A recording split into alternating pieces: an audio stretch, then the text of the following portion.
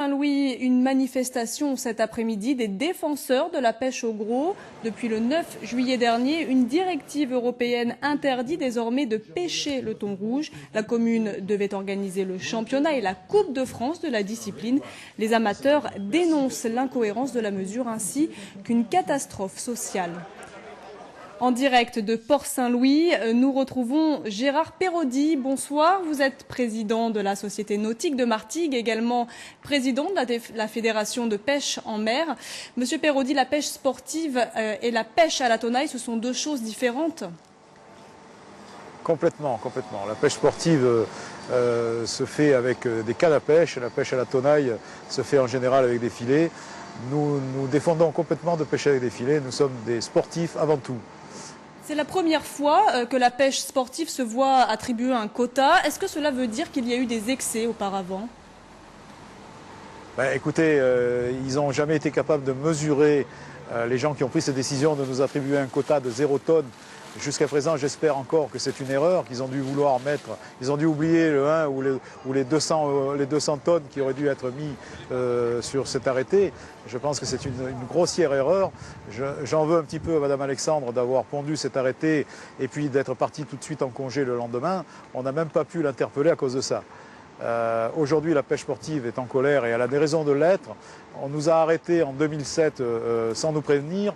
Ensuite, nous avons eu des réunions avec M. Lijard, qui était le directeur des pêches de l'époque, qui nous avait assuré qu'en 2008, sous un certain contrôle des pêcheurs, on pourrait continuer à pêcher tranquillement. Nous représentons même pas 1% de la quotité de pêche faite par les professionnels aujourd'hui. Alors d'un côté on nous dit ah ben, vous ne représentez rien, vous êtes Epsilon, mais on est tellement Epsilon qu'on nous arrête de pêcher. Combien est-ce que cela représente d'emplois, la pêche sportive? En poids, si on représente 50 ou 60 tonnes en une année, c'est le bout du monde.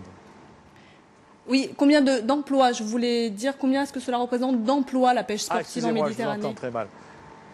L'emploi, écoutez, je n'ai pas les chiffres exacts, mais imaginez-vous qu'un bateau qui part, qui fait 50 000 nautiques aller, 50 000 nautiques retour, consomme à peu près 300 à 400 litres de gasoil, il achète 12 à 13 caisses de sardines, il utilise des moulinets qui coûtent entre 600 et 700 euros pièce, des cannes qui emballent autant, plus toute la nourriture qu'il embarque.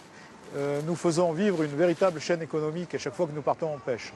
Alors justement, quel avenir avec cette interdiction pour les clubs de pêche sportive? L'avenir, écoutez, à moins d'un ressaisissement du ministère de tutelle, l'avenir de nos clubs est très noir aujourd'hui parce que la plupart des clubs de pêche sportive avaient fondé leur vocation sur uniquement la pêche au thon. En tant que professionnel, c'est arrêté. En tant que professionnel, est-ce que vous vous sentez concerné par l'épuisement de la ressource? Quand vous appelez en tant que professionnel, vous voulez dire quoi exactement? En tant que professionnel de la pêche sportive, est-ce que vous êtes conscient de cet épuisement de la ressource en thon rouge? Oui, absolument. Nous sommes très conscients de la ressource et de l'épuisement de la ressource puisque nous avons mis en place des carnets de prise pour suivre, pour mener une étude démographique de la population des thons. Nous avons sensibilisé nos pêcheurs sportifs à ne prélever que les poissons de leur consommation personnelle. Je ne vois pas ce qu'on peut nous reprocher aujourd'hui. Il faut savoir en plus que le thon Merci beaucoup, Monsieur Perraudy, d'avoir été notre invité. Vous étiez en direct de Port-Saint-Louis.